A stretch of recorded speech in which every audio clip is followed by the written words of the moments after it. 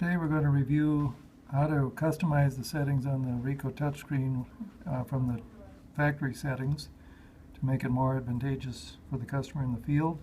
You see they've got the preset reductions and enlargements, and they've got shortcut keys with several settings that aren't typically used.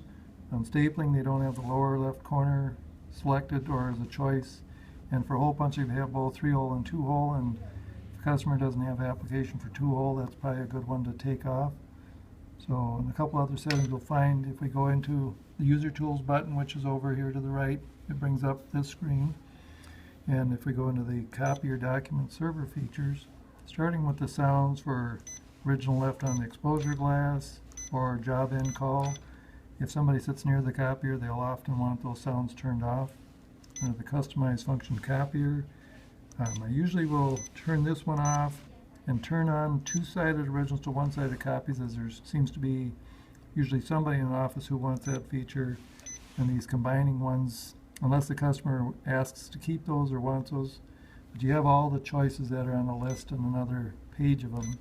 And the ID card copies on the newer Ricohs, that's probably a good one to leave on and help a customer understand how they can use that.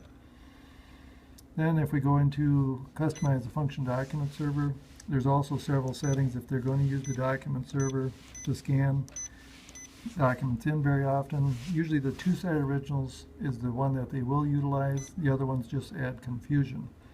Now if I go to the input output and go to staple position and turn on the bottom corner staple, 2 on the side, and I leave the 4th one off because that choice isn't one most people understand. And punch type, if you're not going to use 2-hole punch, we can just turn that one off. Now let's see, that leaves the reproduction ratios for shortcuts, where we can turn these off. And now when we go back to the copier screen, we'll check to see if I've got everything. The resets are out, the reductions are off.